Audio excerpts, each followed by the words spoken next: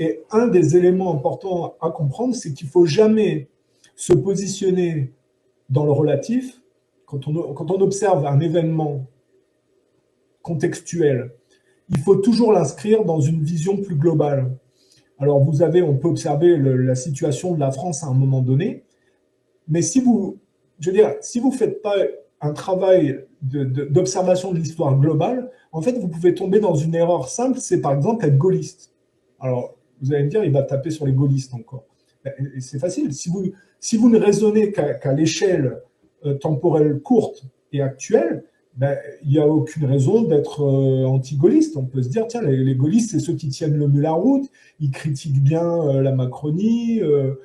Sauf que quand on a une vision historique, on comprend que la Macronie, en fait, et le gaullisme, ça va ensemble. C'est-à-dire que le gaullisme a créé, si vous voulez, dans le temps, la Macronie. C'est-à-dire, on va dire, mai 68, c'est extrait du gaullisme comme un alien, c'est extrait d'une personne parasitée, si vous voulez. Et alors, vous allez me dire quel est le rapport entre mai 68 et Macron? C'est Jean-Michel Trogneux, Brigitte Macron. C'est vraiment le symbole du délire le plus obscène de l'époque de mai 68. Or, le couple présidentiel, c'est quand même une personne qui est l'expression obscène de mai 68, qui a mis la main sur un gosse de 14 ans et qui s'est prolongé de connivence avec quelque chose qui est très régulier, c'est par exemple la famille Rothschild et ce qu'elle représente au point de vue du rapport au monde et du cartel bancaire sioniste, si vous voulez. Donc, à un moment donné, en quoi le gaullisme et la Macronie sont liés? C'est-à-dire qu'il faut donc revenir un peu en arrière. De Gaulle, on peut considérer qu'il était un peu le Macron de Pétain, par exemple. On peut dire que De Gaulle s'est extrait de Pétain comme mai 68 s'est extrait de Gaulle. Alors, vous allez me dire, c'est un peu tiré par les cheveux ou quoi qu'est-ce? Non, excusez-moi, Pétain, il défendait travail, famille, patrie. Qu'a fait De Gaulle? Parce qu'il faut comprendre que la France, elle a toujours été en conflit avec l'Angleterre dans son histoire. Et pour ça, il faut s'intéresser à pourquoi la France a toujours été en conflit avec l'Angleterre. C'est plus le cas aujourd'hui, puisque les Français se sont soumis progressivement. Mais il y a quand même eu la guerre de 100 ans, il y a quand même eu, effectivement, il y a la réforme protestante, les guerres napoléoniennes, il y a eu Jeanne d'Arc avant, hein, au Moyen-Âge. Et pourquoi la France, elle a toujours été en opposition avec l'Angleterre? C'est là qu'il faut travailler. Parce que De Gaulle, il a été à Londres pendant la Seconde Guerre mondiale, donc il faut mettre les choses en relation. Parce que le macronisme, c'est quand même la totale soumission de la France résiduelle au judéo-protestantisme pro-technologique sioniste. Donc il faut faire la relation de comprendre la France dans l'histoire globale. La France, géographiquement, c'est un croisement et un carrefour. Elle est positionnée au milieu de tout. Alors, il y a le haut avec les pays nordiques, il y a la Manche, il y a l'Angleterre, elle a des frontières en haut avec la Belgique, avec l'Allemagne, il y a le Luxembourg. Ça, c'est pour le territoire récent, si vous voulez. Mais dans les temps passés, c'était aussi le carrefour de différents groupes, je ne veux pas dire ethniques, mais enfin, il y avait différentes populations. Et la France a toujours été un carrefour géographique de ces populations. Vous avez le bassin méditerranéen, vous avez l'Espagne, vous avez effectivement l'Italie, la Suisse. En fait, la France, elle est à cheval entre le monde nordique et le monde latin. Et c'est pour ça qu'il est très, très important de travailler sur ce que c'est que le monde, on va dire gréco-romain, latin, et qu'est-ce que c'est que le monde nordique et quelle est leur opposition. Parce que, en fait, le conflit des Français-Anglais vient, en fait, de l'influence gréco-romaine sur la France et de la contradiction qu'il y a avec le monde nordique. Alors, moi, je vais on va dire à la source. Je compare les mythologies des deux groupes, on va dire, parce que les groupes nordiques, en fait, ont toute une racine commune et une mythologie commune. C'est la mythologie nordique. Voilà, vous avez... après, quand on va loin, si vous voulez, vous avez effectivement tout un folklore qui est quand même très satanique. Vous prenez Crom Cruach, vous prenez Crom, hein. Vous retrouvez ça en plus dans les noms de personnages historiques comme Cromwell. Hein. Cruach, c'était un serpent. Les questions de rubis, c'est vraiment un folklore nordique particulier. Mais quand vous prenez la mythologie nordique, et ben effectivement, vous avez le parcours d'Odin, qui progressivement se travestit physiquement. L'étape de la fontaine de Mimir où il perd un œil. Je reviens toujours sur les mêmes principes, mais c'est pour bien comprendre. Et qui, progressivement, bah, ça part en vrille. Hein. L'histoire de la mythologie nordique, ça finit en Ragnarok, en combat final, et puis finalement, Odin finit broyé par les mâchoires du loup Fenrir. Bon, je verrais que ça peut paraître répétitif, ce que je dis. Mais on a une mythologie qui est défaitiste, qui finit dans un chaos final, et la défaite du dieu principal, qui est Odin, qui dans son parcours dans le temps, hein, a fini par physiquement, il perd des plumes, puisqu'il troque un œil sous les fontaines de l'arbre, hein, l'étape de la fontaine de Mimir, il troque son œil pour acquérir de la sagesse. Et quand on sait un peu lire entre les lignes, en fait, il troque son œil pour, si vous voulez, le pouvoir, la domination. Et chez les Nordiques, l'épée était signe de rang social, donc on peut dire il s'est travesti physiquement pour acquérir une arme qui lui permettait de dominer. Quand vous avez ça au niveau de la culture nordique, le défaitisme, hein, où la défaite est inévitable et il faut lutter jusqu'au bout, donc ils essayent de lutter si vous voulez, mais enfin, leur superficialité les confine à la défaite et à la dégradation. C'est très curieux, c'est qu'aujourd'hui, où on est dans un monde dominé par le judéo-protestantisme, qui s'est couplé au côté juif, hein, le côté anglo-saxon, s'est inscrit dans le protestantisme. Pour moi, je dis le protestantisme, c'est du faux christianisme. C'est-à-dire que les anglo-saxons n'ont jamais réussi à assimiler le christianisme. Ils ont pris l'apparat et l'organisation du christianisme par le protestantisme pour, si vous voulez, maquiller le paganisme des anciens temps qu'ils n'ont jamais réussi dont ils n'ont jamais réussi à se sortir. C'est pour ça, en fait, que le culte de la science qui vient des anglo-saxons est couplé avec le satanisme du paganisme de leur mythologie, si vous voulez. Et c'est pour ça que, quand je vous parle de l'étape de la fontaine de Mimir, eh ben, c'est primordial parce qu'on va vers l'homme artificiel, c'est-à-dire l'homme qui s'est travesti physiquement pour dominer au niveau de la technologie. C'est pour ça qu'il faut aller à la source et étudier la mythologie nordique. Et pourquoi la France a toujours été en conflit avec les anglo-saxons? Parce que la France, elle est aussi nimbée, si vous voulez, de culture gréco-romaine qui est très différente. La culture gréco-romaine, c'est Zeus, c'est les dieux gréco-romains. Et Zeus, lui, c'est pas une mythologie négative. C'est une mythologie où les dieux grecs arrivent au sommet de l'Olympe après avoir défait les titans, c'est-à-dire les dieux imparfaits, l'énergie mal canalisée et bestiale. Tu as regardé dans la mythologie gréco-romaine, tous les héros sont ceux qui battent les monstres mi-hommes, mi-animaux. Donc, on s'inscrit, si vous voulez, dans la lutte contre le paganisme des anciens temps, où l'homme n'est pas découplé de la nature et où il y a plein de références animales. Hein, le centaure, le minotaure, la méduse, vous prenez n'importe quoi.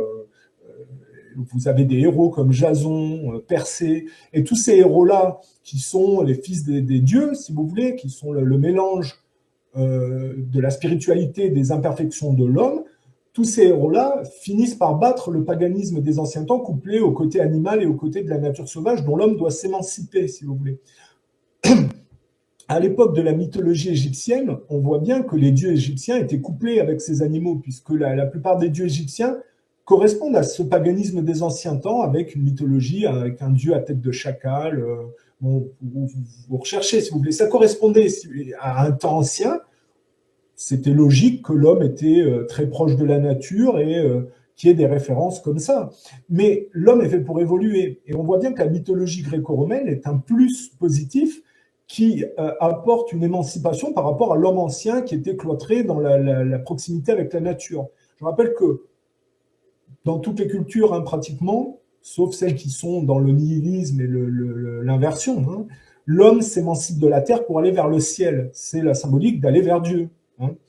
Alors, vous allez me dire, oui, c'est casse-gueule, parce que l'homme qui fabrique des machines, c'est un peu la symbolique de l'élévation, si vous voulez. Donc, est-ce que le culte de la science, c'est pas la tentative de l'homme d'aller vers Dieu? Et c'est là que la mythologie gréco-romaine et la philosophie gréco-romaine est intéressante, puisque vous avez le mythe d'Icare pour nous expliquer que, effectivement, il ne faut pas faire l'erreur de ce mythe de la caverne, c'est-à-dire de creuser de manière inversée. c'est-à-dire de croire que par l'artifice de la science, on peut aller vers la spiritualité. En fait, la science est une béquille boiteuse, trompeuse. Elle peut évidemment servir à améliorer les choses, mais le fond de l'affaire est spirituel et c'est couplé aux paroles du Christ qui dit que mon royaume n'est pas de ce monde. Quand le Christ dit ça, il parle du fait que tout travail spirituel réel doit s'appuyer sur le courage, si vous voulez, sans l'artifice de la béquille matérialiste que la science représente. Voilà, parenthèse refermée. Donc vous avez une mythologie gréco-romaine positive, dont la France s'est imprégnée parce qu'elle est ouverte sur le bassin gréco-méditerranéen, et vous avez en France l'aspect du Nord, qui fait que la France, elle est mélangée entre le Nord et la mythologie du Nord et la mythologie du Sud, parce que la plupart des Français, au point de vue géographique, à l'origine, sont des Nordiques, il n'y a aucun doute. Quand les Brennes, je crois, vont déferler sur Rome et la piller, on voit bien que là, on a affaire à des barbares qui correspondent un peu à des cousins des Vikings. Vikings, si on le reprend, ce sont quand même des commerçants qui se sont transformés en pillards. C'est la définition de Viking. Je crois que c'est en vieux norrois, je ne veux pas dire de bêtises.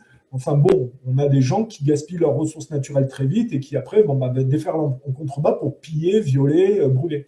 Quand les Brennes vont aller saccager Rome, on voit que c'est des Nordiques et des barbares. Ce n'est pas tout à fait les mêmes que ceux du Nord-Nord, mais on voit qu'ils sont liés par des mythes, des cultes, des productions aussi au point de vue de l'art. Il y a des variantes, mais on voit qu'ils sont très proches de ça. Rome va prendre sa revanche quelques siècles plus tard. Bon, cette histoire des Brennes, là, c'était pour vous dire, on va dire aujourd'hui où est-ce qu'ils sont les Brennes. Évidemment, ça n'existe plus, la France s'est transformée, mais c'est pour vous expliquer les fondements de la France.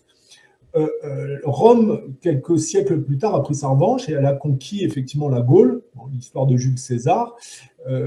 On était passé par l'humiliation à l'époque du saccage de Rome, avec le bouclier de Brennus, Vae Victis, malheureux vaincu, où les Nordiques, typiquement, trichent en rajoutant au tribut de guerre, vous savez, le bouclier de Brennus, il rajoute dans la balance, si vous voulez, quelque chose de plus lourd pour que le tribut de guerre soit plus important. Bon, c'est typiquement viking. Quelques siècles plus tard, les Romains conquièrent la Gaule, Vercingétorix perd la bataille, et du coup, Rome va s'imposer. Et donc, progressivement, la France va être... Les Nordiques français, on va dire, pour simplifier, vont s'imprégner de ce positivisme. Et ça va quand même un peu prendre. Et c'est cet amalgame, parce qu'après, évidemment, l'Empire romain va se développer. Alors, l'Empire romain a quelque chose d'un peu particulier. C'est un empire boiteux, parce qu'il est martial, qu'il s'impose par la force, mais il est respectueux des autres cultures à condition qu'elles se soumettent. C'est-à-dire qu'on n'aura pas le côté qu'on verra de manière d'ailleurs contemporaine avec le judo-protestant de tuer tout le monde, de respecter aucune règle. Avec les Romains, on a, si vous commercez et si vous nous servez à alimenter Rome, vous pouvez conserver votre culture, on respecte un minimum ce genre de choses. Il y avait ça avec les Romains. Donc les Romains apportaient des aqueducs, une architecture, une organisation qui faisait défaut un peu à ces tribus qui étaient quand même, elles étaient liées, c'est un peu comme un arbre avec des racines, si vous voulez, mais elles n'étaient pas aussi raffinées, aussi, elles n'étaient pas aussi organisées, aussi, il faut le dire autrement, elles étaient très divisées quand même, les tribus, elles passaient leur temps à se taper sur la figure. Bon, je ne veux pas faire le cliché d'Obélix et Astérix, c'est le village gaulois où tout le monde se tape dessus et s'envoie son poisson à la figure, si vous voulez, mais c'est quand même, ça part pas de nulle part, cette histoire. Je fais des petites parenthèses sur Obélix et Astérix, parce que c'est belge au départ, on va dire, quand même, il y a une forte prégnance belge, et avec les Belges, il y a toujours une blague qui part en vrille, on va dire. Obélix et Astérix, vous aurez remarqué que la rhétorique du passé, c'était « ils sont fous, ces Romains ». Et en fait, le but, c'était de virer dans Obélix et Astérix, avec l'hypocrisie de miser sur le côté nationaliste un peu chauvin des Gaulois, si vous voulez, c'était de virer l'héritage des Romains en disant ils sont fous ces Romains parce qu'ils passaient leur temps à virer les Romains. Vous aurez remarqué que c'était pour que les judo-protestants prennent leur place. Donc on voit bien qu'Obélix et Astérix étaient un outil de propagande et de manipulation de l'inconscient collectif pour virer l'héritage des Romains, si vous voulez, au profit, parce qu'il faut voir à quelle époque s'inscrit Goscinny et sa bande là, dans Obélix et Astérix, c'est la soumission de la France post-Seconde Guerre mondiale. C'est là qu'on va revenir à De Gaulle. Parce que De Gaulle, en plus il y a le nom De Gaulle, il y a toujours cette ambiguïté. C'est que donc la France, elle est prise entre le positivisme gréco-romain et le défaitisme nordique. Or, entre-temps, il y a le christianisme qui va apparaître. Je me rappelle qu'il y a le Christ qui est arrivé dans une colonie éloignée de l'Empire romain, un truc qui semble anecdotique parce qu'il n'y a pas grand monde non plus. Hein. Faut pas en faire... L'histoire d'Israël et du peuple juif, on en fait toute une histoire, mais enfin, c'était quand même une colonie éloignée, un peu anecdotique quand même à l'époque, hein, que les Romains ne voulaient pas trop s'embarrasser à gérer. Ponce Pilate, il voulait pas, en fait, il était carriériste, il voulait pas qu'on lui reproche quoi que ce soit. Ça explique un peu son comportement avec l'histoire du Christ. Quand ils ont choisi Barabbas à la place du Christ, l'histoire de il se lave les mains, c'est parce que lui, en fait, il voulait pas de vagues et donc il voulait pas d'émeutes juives et donc voilà, il a laissé les Juifs faire leur choix parce que c'était typiquement un carriériste qui voulait pas qu'on puisse le reprocher de mal gérer une colonie éloignée, si vous voulez. Mais bon, le Christ a quand même expliqué les travers de la société juive, avec ces marchands du temple qui géraient de manière barabassienne une farce matérialiste, on va dire. Hein. Et donc, ils ont préféré, plutôt que d'accepter de faire des efforts spirituels, de se sortir de leur médiocrité, de leur voyoucratie, ils ont préféré faire assumer au Christ le châtiment de Barabbas. Donc ils ont dit à Ponce Pilate, on préfère Barabbas, vous libérez Barabbas, et le Christ, vous le crucifiez. Et donc Ponce Pilate, qui ne voulait pas de problème en tant que gestionnaire, a accepté pour sa carrière, quoi, en gros, et puis pour pas avoir de problème. Bon, le sacrifice du Christ, comme beaucoup de martyrs chrétiens après, hein, ça a inspiré beaucoup de martyrs chrétiens, a permis, si vous voulez, à l'histoire du Christ de perdurer dans le temps. C'est-à-dire, en gros, le type honnête qui remet en cause l'hypocrisie de la voyoucratie marchande et dont on se débarrasse pour continuer à se complaire dans cette voyoucratie, si vous voulez. C'est très contemporain, l'humain n'a pas beaucoup évolué depuis.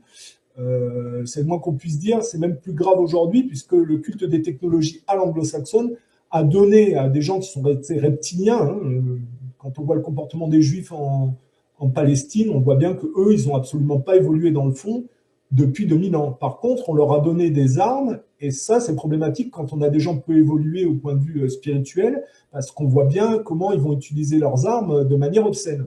Bon, et ils sont très très parallèles avec leurs collègues nordiques, qui sont très peu émancipés également, et donc très complexés, très paranoïaques, et donc qui voient le monde d'une manière conflictuelle. C'est pour ça que quand on regardera l'histoire des Anglais, des Américains et puis du juif sioniste, on a affaire à des gens qui ne respectent aucune règle, qui mentent, qui trichent et qui ont des comportements meurtriers totalement choquants et obscènes. Et ça, la France, avec son côté gréco-romain résiduel et chrétien, a toujours été en opposition. Donc ça donne parfois, parce que les Français sont des feignants, ça donne Jeanne d'Arc, où les puissants de l'époque ont besoin, après avoir pourri le pays pendant longtemps, d'une petite réaction et de manipuler le peuple. Donc ça donne Jeanne d'Arc, ils récupèrent le territoire et après on se débarrasse de Jeanne d'Arc parce que c'est bon, on a eu le minimum syndical, on va dire. Je dis ça syndical entre guillemets pour rigoler parce que les puissants de l'époque, c'est un peu le patronat, si vous voulez, de l'époque. Hein, manipuler les foules en utilisant effectivement les références chrétiennes. Quand on étudie comment les puissants de l'époque utilisaient l'Église pour manipuler les gens, ils volaient les dépouilles des saints pour faire leur propagande et faire travailler les gens à leur service, si vous voulez. Mais enfin, bon, il ne faut pas être dupe sur l'époque du Moyen-Âge et la ferveur chrétienne. Je veux dire, les puissants de l'époque, avec les élites actuelles, vous pouvez faire le recoupement. Ils ont toujours eu le même comportement, hein, les élites, dans le temps. Ça ne change pas beaucoup d'une époque à l'autre. Je ne vais pas faire dans la dentelle, je caricature un peu parce qu'il y a quand même des différences, mais enfin bon, voilà.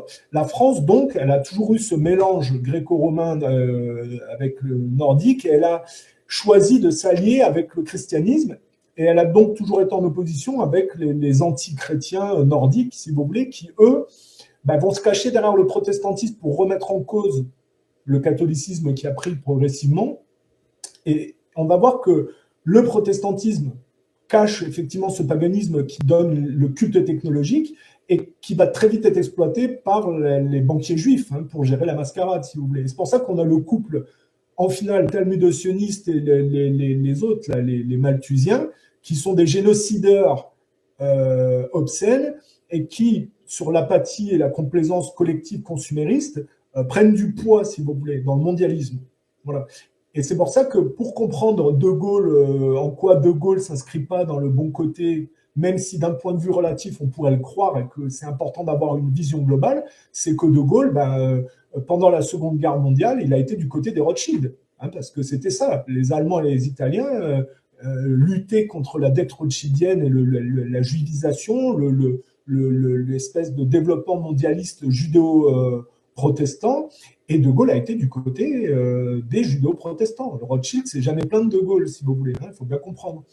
Et ce qui est un marqueur intéressant, et là je fais une petite parenthèse parce que ça m'arrive rarement vu tout ce que j'ai subi de la part de YouTube, je dois quand même féliciter quelques éléments de YouTube parce que récemment, ils m'ont laissé exposer un discours d'Adolf Hitler sur la Palestine en 1939. Et c'est là qu'on se rend compte qu'Adolf Hitler, déjà, critiquait les massacres des Palestiniens par les colons juifs aidés par l'armée anglaise. Donc, j'ai fait une interview avec Vincent Renoir où on posait la question, est-ce qu'Adolf Hitler aurait été à notre époque pro-palestinien? Et j'ai trouvé la réponse dans le discours de 1939 d'Adolf Hitler, où il explique bien que les pauvres Arabes sont laissés sans défense et sont massacrés par les Anglais et les colons juifs. Je veux dire qu'Adolf Hitler était du côté des Palestiniens. Déjà, en 1939, il dénonçait les massacres où il explique qu'ils détruisaient leurs maisons, qu'ils étaient victimes d'une force brutale et que personne ne les aidait et que ça devait être débattu au point de vue international, au point de vue d'une conférence internationale. Ça veut dire qu'Adolf Hitler était du côté des Arabes et des Palestiniens contre les colons juifs et les Anglais. Ce qui fait taire quand même beaucoup de gaullistes qui prétendent que ce qu'on voit aujourd'hui d'Israël est totalement l'expression de parallèle de l'Allemagne d'Adolf Hitler. Or, si on réfléchit bien avec ce que je vous dis, si Adolf Hitler était pro-palestinien et contre effectivement l'obscénité parce qu'à l'époque c'était la Palestine mandataire qui était sous contrôle de l'Angleterre, et c'est l'Angleterre qui a créé effectivement un État juif sur des terres arabes dans le Moyen-Orient, en Asie mineure. D'accord? Donc c'est l'Angleterre qui est responsable de la création d'Israël. Alors ils ont été incités par tout un tas de penseurs juifs qui ont toujours eu une influence sur la superficialité bancaire anglaise et les monarchies anglaises. On le sait, depuis la défaite de Napoléon, c'est Rothschild qui détient l'économie anglaise, mais il y a eu des personnages comme Disraeli, et il y a toujours eu des juifs qui étaient sionistes, comme Moïse est le premier des sionistes. Je rappelle que Moïse, c'est acquérir la terre promise en faisant effondrer l'empire de Pharaon. Ceux qui disent que Moïse n'était pas un sioniste, à mon avis, il faut changer de lunettes, parce que c'est quoi Moïse, sinon le sionisme? C'est-à-dire, il est au sein de l'empire de Napoléon, excusez-moi, il est au sein de l'empire du Pharaon, il fait s'effondrer l'empire égyptien, alors en plus d'une manière, typiquement, c'est un peu du Greenspan, du Bernanke, du Bernard-Henri Lévy, de l'Atali, Moïse. Il attire les 7 plaies d'Égypte, il tue les nouveau-nés, je rappelle, ça, si on pense un peu au Covid, on peut faire le rapprochement, et il se barre, et la mer Rouge retombe sur Pharaon, c'est-à-dire qu'il n'assume pas les conneries qu'il a faites en mal conseillant le Pharaon, qu'il avait accueilli dans sa famille. C'est intéressant ça aussi, il est recueilli sur le Nil par la fille de Pharaon. Il passe par les enfants de Pharaon pour détruire son empire. Mais ceci dit, Pharaon, ça cachait, si vous voulez, toujours ces problèmes élitistes d'empire boiteux, axé sur le luxe, la domination, l'exploitation du peuple. Je veux dire, ce que Moïse a fait, c'est dynamiter déjà quelque chose qui était de faillible, si vous voulez. Enfin, c'est toujours la même méthode. Il passe par les enfants de Pharaon qui l'ont recueilli, parce qu'on peut très bien aussi monter les nouvelles générations en colère contre les anciennes, les manipuler dans le mauvais sens, c'est satanique. Enfin bon, bref. Et c'est pour acquérir une terre promise, que lui ne verra pas, mais que d'autres verront. Donc, ceux qui disent que Moïse n'est pas un sioniste, à mon avis, il faut changer de lunettes. Mais bon, bref. Donc, il y a toujours eu des conseillers juifs qui, sur la bêtise et la superficialité anglo-saxonne, ont conseillé toujours aux anglo-saxons de continuer leur délire nordique de se distendre dans le temps et d'aller coloniser plus loin et de créer des empires, le Commonwealth. Donc ça donne d'Israéli qui pousse la reine d'Angleterre à devenir une impératrice et à plutôt délaisser l'économie interne. Et plus effectivement les économies européennes vont se distendre dans le colonialisme, plus la superficialité marchande va se répandre, et évidemment, plus les marchands du temple vont avoir de pouvoir, et donc plus ils vont avoir d'influence. C'est pour ça que l'économie, la City, l'économie anglaise, va être totalement chapeautée sur sa superficialité par l'économie juive et orientée vers le projet du Grand Israël. Mais quand De Gaulle va du côté de Londres et des Rothschild, bah, à votre avis, de quel côté il va? Je rappelle que c'est Pétain luttait contre ça quand même. Donc, en fait, si vous regardez, De Gaulle, eh ben, il vient du cabinet de Pétain au départ. Il n'a pas le courage militaire de Pétain, hein, qui est un héros de guerre de la Première Guerre mondiale, puisque pendant la Première Guerre mondiale, on sait que De Gaulle, à peine arrivé sur le champ de bataille, il s'est rendu. Hein, il s'est fait humilier par les Allemands qui ne lui ont pas rendu son épée. Donc après, il va se planquer du côté de Londres, donc du côté de Rothschild, et quand il revient, il a un comportement très particulier. Il ne pardonne pas à Pétain. Pardonne pas à Pétain. Ça ne s'est pas tombé dans l'oreille de sourd parce qu'il y en a, ils savent ce que c'est, ni oubli, ni pardon, si vous voulez, dans l'inversion de leur délire. Donc en fait, ce que les Juifs ont fait après-guerre, c'est qu'ils ont vu que tous les gens qui s'étaient alliés pour lutter contre le nationalisme européen, qui luttaient contre la déferlante, si vous voulez, ils ont menti avec une histoire qui leur convenait, et les Juifs, ils ont utilisé ça par la Shoah pour les arnaquer encore plus. Et ça donne, si vous voulez, des nouvelles générations qui vont passer dans le dos de De Gaulle comme De Gaulle est passé dans le dos de Pétain. C'est pour ça que je dis que, effectivement, si vous avez une vision relative, vous allez dire, oui, le gaullisme, c'est bien. Regardez, De Gaulle, il a lutté contre les anglo-saxons, il a lutté pour garder l'or français de la prédation anglo-saxonne, il y a eu toute une ère technologique avec le Concorde et ceci, cela. Aujourd'hui, le gaullisme, regardez, c'est apprécié des Russes. C'est par rapport au macronisme, le gaullisme, ça tient la route. Regardez Philippot, Asselineau, comment il s'appelle, Xavier Moreau, tous ces gens-là sont cohérents quand vous les regardez dans le relativisme d'une époque donnée. Mais quand vous le regardez dans l'esprit global, eh ben, en réalité, De Gaulle induit mai 68. Hein, bon, les Américains ne voulaient pas que... En fait, le but de la Seconde Guerre mondiale, on va le dire, c'était que l'Angleterre continue son délire de déportation couplé au projet du Grand Israël et fasse supporter, si vous voulez, cette continuité par le cousin éloigné américain, si vous voulez. Et pour ça, il fallait détruire la vieille Europe résiduelle pour ce projet. Donc c'est pour ça qu'on retrouve, si vous voulez, dans les magouilles, le financement de l'Allemagne nationale-socialiste depuis les États-Unis, la City, Wall Street, de manière détournée. Et en fait, ils ont fait d'une pierre deux coups, ils ont poussé les Allemands contre les Russes, et au final, ils sont intervenus quand tout le monde s'était frité, à la toute fin, en bombardant bien la France pour que la France soit de plus soumise, si vous voulez. Et effectivement, il y avait des types un peu comme De Gaulle qui étaient à cheval, un peu résiduels boiteux. Donc, ils ont essayé de s'en débarrasser. Et finalement, ils ont fait un peu comme Moïse avec les enfants de Pharaon. Ils sont passés par les nouvelles générations pour le virer via mai 68. Voilà. C'est pour ça qu'il faut avoir une vision globale pour comprendre chaque mouvement. Vous voyez ce que je veux dire? Après, je ne dis pas que Adolf Hitler, c'était un saint, que Mussolini, c'était un super-héros et que Pétain, c'était la gloire. Tous ces gens-là étaient boiteux en amont et induisaient, si vous voulez, que la sous-jacence qui allait dans l'autre côté, finalement, s'impose. Parce que on va dire les nationalistes européens étaient tous des colonialistes en amont, si vous voulez. On ne peut pas dire que l'extrême droite, notamment américaine ou quoi qu'est-ce, soit non plus découpés du colonialisme. Ils allaient tous faire des safaris en Afrique. Je veux dire, il faut être clair. Or, le colonialisme induit le sionisme. Faut être honnête. Donc, en fait, il faut toujours comprendre que rien n'arrive par hasard. Mais pour comprendre le gaullisme, eh ben, oui, il faut l'inscrire dans une perspective globale. Et on voit bien que le nationalisme français, qui gardait un peu ce résiduel chrétien et du bassin gréco-méditerranéen, on va dire, hein, était en conflit avec la dette judo-bancaire qui essayait de s'institutionnaliser mondialement. Donc, quand De Gaulle va du côté de Londres, bah, il va du mauvais côté, puisque en fait, il va avec les résistants, il va être le cheval de Troie de la soumission de la France à la dette judo-bancaire.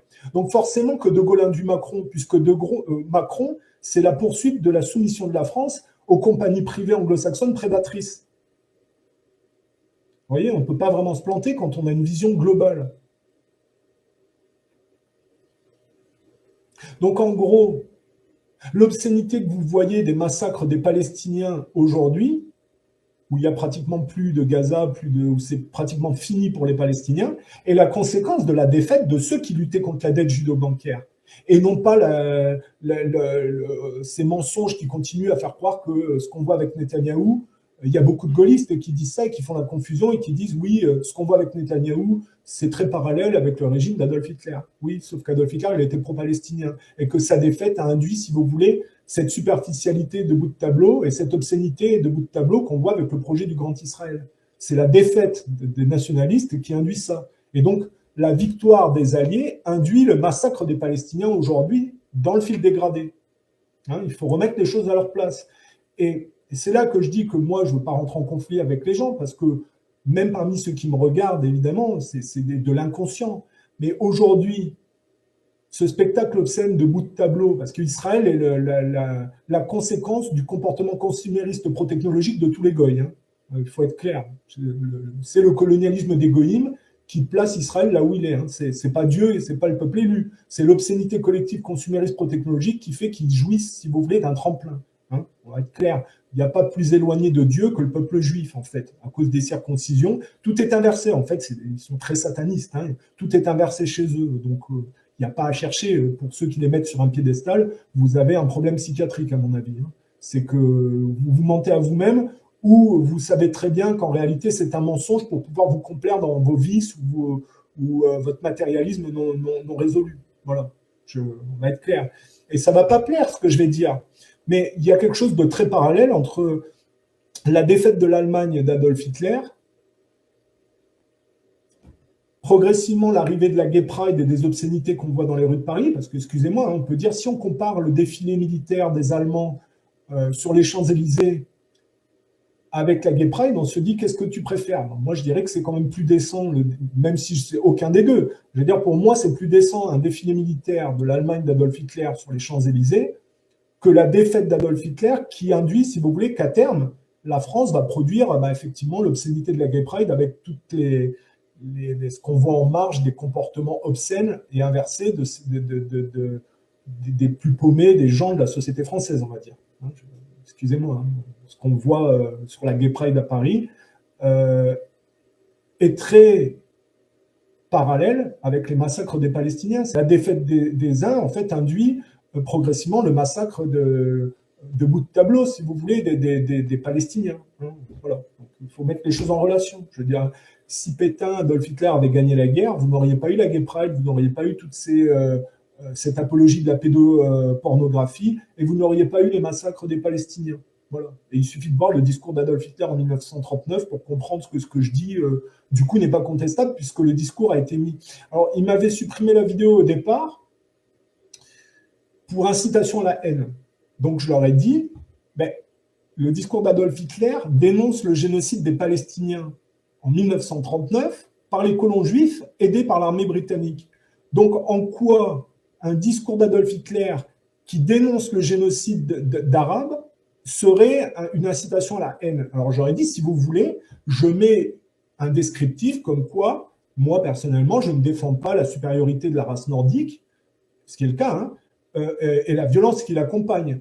Cependant, c'est toujours intéressant de voir que, contrairement à ce que disent les gaullistes aujourd'hui en accusant Adolf Hitler de tous les maux et de l'Allemagne nationale-socialiste, comme quoi elle serait responsable de la création de l'État hébreu, je dis, regardez le discours d'Adolf Hitler pro-palestinien en 1939 et arrêtez de dire que c'est les Allemands qui sont à l'origine de la création d'Israël. Ça n'est pas vrai, ce sont les Anglais. Voilà. Alors, ça peut permettre à certains qui se basent sur les travaux de Pierre Hillard ou les dires d'Alain Soral de temps à autre, que ces gens-là ont fait un travail intéressant, mais parfois disent des bêtises. Voilà. Alors après, effectivement, Adolf Hitler a envoyé des colons juifs allemands, visiblement, hein, si on regarde les archives, il y a eu des accords pour envoyer des colons là-bas. Simplement, moi je trouve que je ne sais pas où est-ce qu'ils ont trouvé ces textes, c'est certainement la vérité, il y a des pièces, il y en a tout ça, Mais je me demande en quoi, si Adolf Hitler fait un discours qui a été enregistré, qui est traduit en français, donc qui est daté et sourcé, en quoi Adolf Hitler, à un moment donné, critique les massacres des Palestiniens par les colons juifs et serait responsable de la création de l'État hébreu en même temps. Vous voyez, il y a quelque chose qui ne va pas. C'est bien les Anglais au départ, avec le Balfour, avec l'influence effectivement des sionistes juifs sur les décisionnaires anglais, qui sont à l'origine effectivement de la création de l'État hébreu. C'est pas Adolf Hitler qui lui a peut-être envoyé en parallèle des juifs là-bas parce qu'il voulait peut-être nettoyer au point de vue idéologique la société allemande de leur mauvaise influence. Bon, voilà. Mais moi, j'essaye d'être honnête. Je fais partie d'aucun groupe, je ne suis pas national-socialiste ni fasciste, mais j'essaie d'être honnête envers l'histoire. C'est la défaite des nationalistes qui induit effectivement l'obscénité de la Gay Pride aujourd'hui et les massacres des Palestiniens en bout de course. Parce que cette décadence de la dette judéo-bancaire, qui n'est donc pas un travail spirituel, mais qui est une complaisance de possessivité technologique sans aucune contrepartie spirituelle, hein, puisque, je répète, pour se complaire dans le culte des technologies, il faut des ressources naturelles. On les a épuisées en Europe, donc il faut aller les trouver dans des pays pauvres, qui sont la symbolique, si vous voulez, de l'enfance chaotique des gens. En fait, c'est pour ça que les gens ne devraient pas se bercer dans le colonialisme. C'est que tout travail extérieur, toute externalisation matérialiste n'est que la retranscription d'un conflit intérieur. Quand les gens vont se complaire dans le matérialisme pour se piquer des ressources naturelles dans les pays pauvres et donc exploiter le fait que les pays pauvres ne pichent pas et ne peuvent pas se défendre, ils reproduisent le comportement prédateur des anciennes générations sur les nouvelles générations quand ils naissent au niveau symbolique. Et c'est pour ça qu'il y a en bout de tableau tout un problème de pédocriminalité, de corruption, et que finalement, le culte des technologies, donc de l'objet de compensation qu'on retrouve déjà bien dans la mythologie nordique, si vous voulez, le culte des technologies induit le colonialisme. Et donc, la superficialité de cette possessivité qui induit le colonialisme induit Israël et de donner un toboggan à Israël, si vous voulez.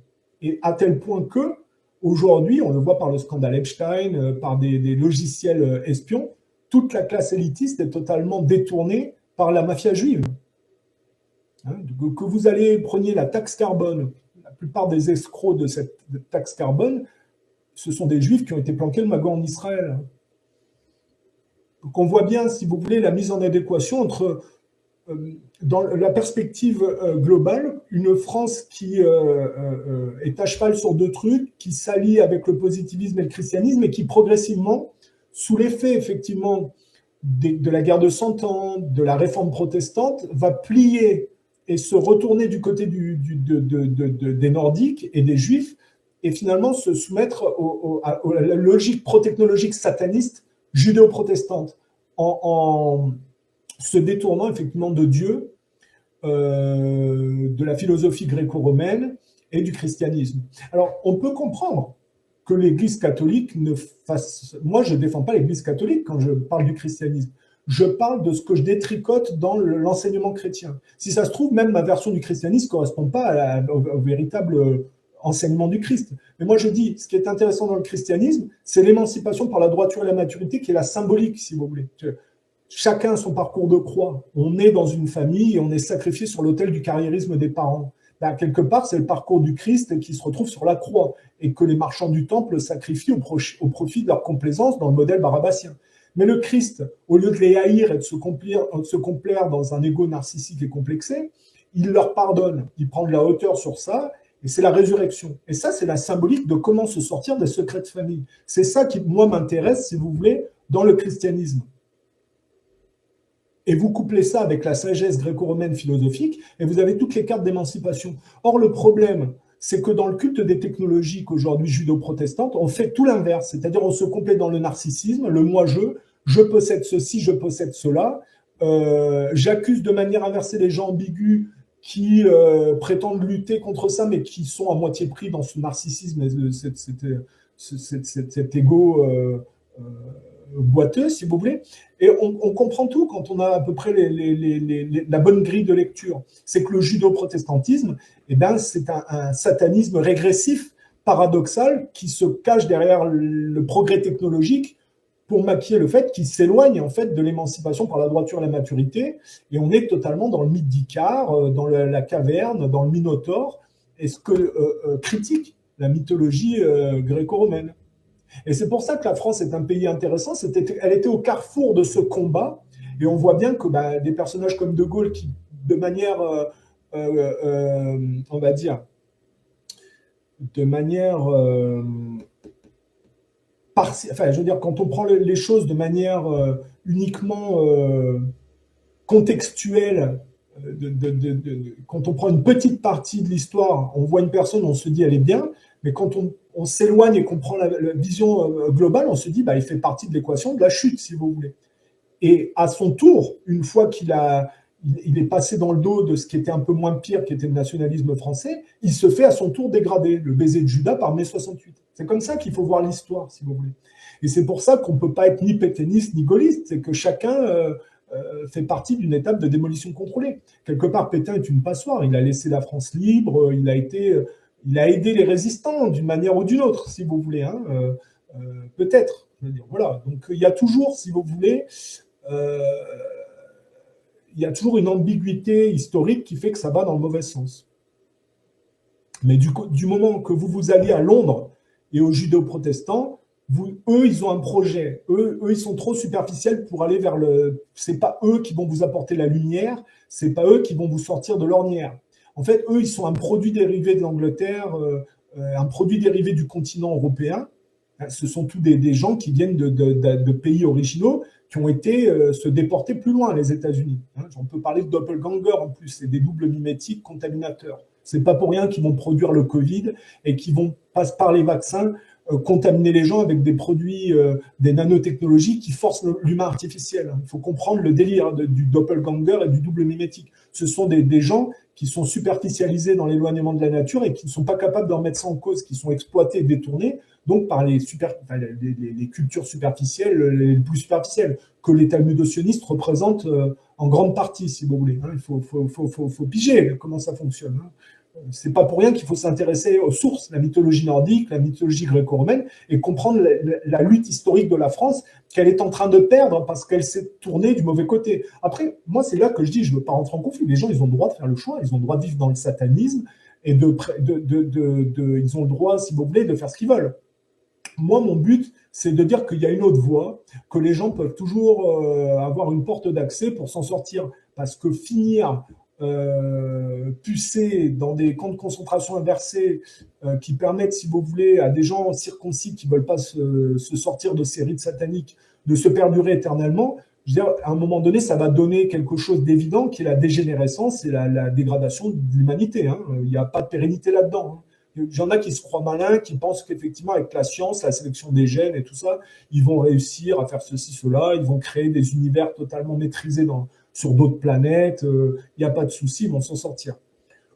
Moi, si je me projette, si j'essaie de réfléchir un peu au futur de ces gens-là, je les vois se perdre dans le froid de l'espace ou être dégénérés. Voilà, je vais être clair. Je pense qu'il n'y a pas de solution. Déjà, avec l'ARN messager, ils sont en train parce que des gens qui sont imparfaits, qui trafiquent des gènes originaux, ça va donner une dégradation des gènes évidente. Hein.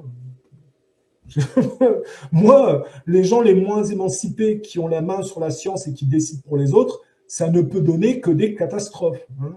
Et les gens sont fous, quoi. Je veux dire, d'avoir accepté de se faire vacciner par des compagnies qui sont toutes les plus condamnées dans l'histoire pour avoir mis sur le marché des produits interdits, dont tous les dirigeants sont des juifs, et en plus des juifs génocidaires dans l'idéologie. Regardez le profil de Bourla, de Bancel. Hein, ce pas des juifs qui ont un rapport apaisé au monde par rapport au goyim. Et d'avoir pris des vaccins qui normalement doivent être validés sur une période de 15 ans d'évaluation et qui ont été mis en place à la va-vite, si vous voulez, c'est d'une irresponsabilité totale et les gens vont le payer très cher.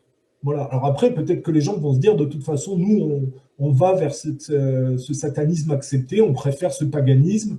Et encore une fois de plus, je veux dire, moi, l'Église catholique, c'est déjà du satanisme, parce qu'effectivement, ils ont travesti l'enseignement du Christ. Est-ce que ces gens, comme Macron ou d'autres mondialistes anti-chrétiens, c'est-à-dire anti-Église en réalité, pas anti-Christ, parce qu'ils ne peuvent pas détester quelqu'un comme le Christ qui aime toute l'humanité, si vous voulez, mais ils détestent surtout les gens qui ont usurpé une image spirituelle, comme les églises chrétiennes ont usurpé l'enseignement du Christ. Hein. Excusez-moi, les apôtres ont travesti il n'a rien écrit, le Christ. Il a fait un enseignement oral. Évidemment, l'humain étant imparfait, tous les témoins de l'époque ont fait les écrits à leur sauce et ont travesti déjà au départ. Puis dans le temps, ça a été travesti de plus en plus. La réforme protestante avec l'écriture et la pornographie de masse par la vulgarisation scientifique a rajouté un truc avec en plus une symbolique animale. C'est expliqué par Farrakhan. Shakespeare, quand il s'y met, il fait des symboliques animales qui enlèvent tout sens aux paraboles chrétiennes, si vous voulez. Et c'est fait exprès. Bon, après, les Anglais, c'est une superficialité darwinienne, scientifique, un peu puérile parfois, voire psychiatriquement atteinte, et donc ça va travestir encore plus le christianisme. Donc dans le temps, moi je comprends que les gens ne sont pas dupes sur les églises, moi je comprends que les gens disent, l'église en fait, c'est une arnaque, ça ne fait pas envie d'aller à l'église, on est bien d'accord. Il y a certains, on va dire, on ne peut pas les appeler, comment dire, il y a certains tenants de l'Église catholique qui ont été des grands, c'est pas philosophes, mais des grands théologues. Est-ce qu'on dit théologue? Bon, il y a eu des bons enseignants et il y a eu des gens qui ont eu de forts préceptes, de fortes personnalités et qui ont écrit des choses tout à fait remarquables. On est bien d'accord. Mais dans l'ensemble, on a vu surtout une Église faillible qui a engendré, comme je disais, mai 68, c'est un peu un alien qui s'extrait du gaullisme, qui avait été de se planquer du côté de Londres, et donc qui a été un cheval de Troie de la soumission de la France au judéo-protestantisme. Même s'il a essayé de résister un peu, il s'est fait virer. D'un certain sens, on va dire que l'Église catholique a engendré la franc-maçonnerie tel un alien qui s'extrait de ses imperfections, si vous voulez. Hein, et donc, il y a une France haineuse de l'Église. Et je trouve que ces gens-là sont paumés parce qu'aujourd'hui, être toujours dans la haine de l'Église, c'est vraiment être à côté de ses pompes, quoi. D'accord, l'Église est une arnaque, on a compris. Vous allez continuer à haïr l'Église jusqu'à la fin de vos jours, c'est être quand même en constat d'échec prononcé, quoi. Dire, les gens qui pensent que c'est, comment on va dire,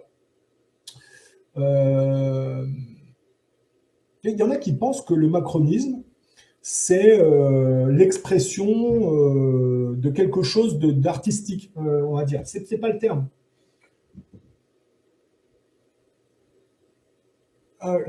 Des fois, les mots me manquent. Comment on dit ça? Il y en a qui, le patronat, certainement, doit trouver ça très... c'est pas rebelle le terme, c'est... ouais, il y a un peu de ça. C'est-à-dire que oui... on a affaire à un couple avec un bisexuel et un transgenre et que, effectivement, par rapport au modèle catholique, pour eux, ils trouvent ça génial, si vous voulez. Moi, je veux dire, on ne peut pas être plus paumé que ça, parce que se complaire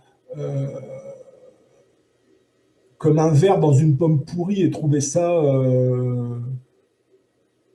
je ne sais pas le terme, enfin rebelle, dire, il faut vraiment être paumé, quoi, hein, pour en être à ce niveau-là, quoi. Mais c'est un peu ça quand même. C'est-à-dire, on a effectivement... moi, je me posais des questions là, sur Jean-Michel Trogneux, parce que là, c'est marrant, c'est qu'ils vont être obligés de produire un test ADN. Ouais, ils n'ont pas été réfutés, le couple présidentiel, là, de porter plainte contre Candace Owen. Je pense que... après, je ne sais pas, peut-être qu'ils ont prévu un truc ou quoi qu'est-ce. Mais s'ils sont obligés de fournir des photos et un test ADN, ils l'ont dans l'os. Et ça, c'est intéressant parce que ça va démosquer l'imposture des Français. Parce qu'il ne faut pas croire, hein. Les Français, ils se sont complus dans la Macronie. Et le rapport émancipatif des Français correspond à cette obscénité. Sinon, les Français ne se seraient pas complus dans la Macronie. Ça fait longtemps que je le dis. Je veux dire, à un moment donné, vous regardez tous les partis politiques. Si Macron les dérangeait tant que ça, ils auraient déjà voté une motion de censure. Mais ils mangent tous au même râtelier. Extrême droite, extrême gauche, c'est des faux râleurs. Ils prennent le fric et ils s'entendent entre eux. Hein. Je veux dire, il faut être clair, à un moment donné, la Macronie, les gens se complaisent là-dedans. Hein. Sinon, ça fait longtemps que le couple présidentiel aurait été... Enfin, que le système politique aurait été dégagé. Voilà. Mais les gens sont dans une complaisance pro-technologique, il y a une certaine aisance, si vous voulez. Les frigos sont encore pleins et c'est pas assez dramatique pour que les gens se bougent, si vous voulez. Sauf que quand on fait vraiment les calculs sur la réalité économique et les perspectives futures, c'est dramatique et ça fait longtemps que les gens auraient dû réagir, si vous voulez. Bon, bah, c'est comme ça. Hein. Moi, je pense que Candace Owen peut faire tomber le couple présidentiel parce que, effectivement, il ne fait peu de doute que Jean-Michel Trogneux soit bien un transgenre euh, issu. Alors, ça, c'est une théorie que je ne peux pas prouver, hein, mais pour moi, c'est un homosexuel qui était prostitué dans les filières du pasteur Doucet, qui est un pasteur protestant désavoué par l'Église protestante, qui faisait l'apologie du mariage gay et l'apologie de la pédocriminalité à une certaine époque. Il est mort sous la Mitterrandie, tué par les services avec un type qui était un peu brusque, visiblement. Et on dit que l'opération de changement de sexe se serait faite par les filières du pasteur Doucet. Donc des filières pédocriminelles, s'il vous plaît. Et je trouve que Candace Owen, qui est une femme respectable et admirable à bien des égards, noire, bien éduquée, propre sur elle-même, intelligente, avec le sens de l'humour, et que soit une femme comme ça qui fasse tomber la Macronie, ça me ferait assez rigoler, parce que vous savez, tous ces gens se prétendent anticolonialistes, antiracistes, mais en réalité, ils sont totalement dans la poursuite dévirilisée de ce qu'ils reprochent à des travers de l'extrême droite. Ça n'en est qu'une version gauchisée, si vous voulez, mais c'est la même chose. Hein. J'avais expliqué. Alors après, Candace Owen, elle a ses limites, on est bien d'accord, mais je trouve que là, il y a quelque chose qui se joue, si vous voulez, entre Candace Owen et le couple Macron, il y a quelque chose qui va se jouer, certainement.